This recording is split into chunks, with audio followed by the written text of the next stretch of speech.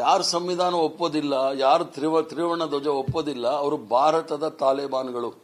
ಯಾರು ಸ್ವಾತಂತ್ರ್ಯ ನಮಗೆ 2014ರಲ್ಲಿ ಸಿಕ್ತು ಮತ್ತು ರಾಮ ಮಂದಿರದ ರಾಮ್ಲಲ್ಲಾಗೆ ಪ್ರಾಣ ಪ್ರತಿಷ್ಠಾಪನೆ ಮಾಡಿದ್ಮೇಲೆ ಸಿಕ್ತು ಅಂತ ಹೇಳ್ತಾರೆ, ಅವರು ಸಹ ತಾಲಿಬಾನ್ ಸಂತತಿಯವರು.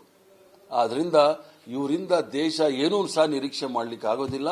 ಈ ರಾಷ್ಟ್ರದ ಸ್ವತಂತ್ರ ಹೋರಾಟದಲ್ಲಿ ಲಕ್ಷಾಂತರ ಜನ ಎಲ್ಲವನ್ನೂ ಸಹ ತ್ಯಾಗ ಬಲಿದಾನ ಮಾಡಿ ಹೋರಾಟ ಮಾಡಿ ರಕ್ತ ಬೆವರು ಎಲ್ಲವನ್ನು ಸಹ ಸುರಿಸಿ ಈ ರಾಷ್ಟ್ರದ ಪರಿಕಲ್ಪನೆಯನ್ನ ಕೊಟ್ಟಿದ್ದಾರೆ. ನಮ್ಮದೇ ಭಾರತ ದೇಶದ ಪರಿಕಲ್ಪನೆಯನ್ನು ಕೊಟ್ಟಿರ್ತಕ್ಕಂಥದ್ದನ್ನ ಉಳಿಸ್ಕೊಂಡು ಹೋಗ್ತಕ್ಕಂಥ ಜವಾಬ್ದಾರಿ ಎಲ್ಲರ ಮೇಲೂ ಸಹ ಇದೆ. ಮುಂದಿನ ಪೀಳಿಗೆ ಇದರಿಂದ ಎಚ್ಚರವಾಗಿರಬೇಕು.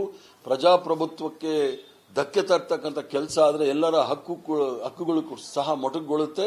ಶಿಕ್ಷಣ, ಆರೋಗ್ಯ ಇವೆಲ್ಲ ಕೇವಲ ಕೆಲವು ವರ್ಗದವರಿಗೆ ಮಾತ್ರ ಇರೋ ಪರಿಸ್ಥಿತಿ ಬರೋದ್ರಿಂದ ಎಚ್ಚರ ವಹಿಸಿ ಮುಂದೆ ಹೆಜ್ಜೆ ಇಡಬೇಕಾಗುತ್ತೆ.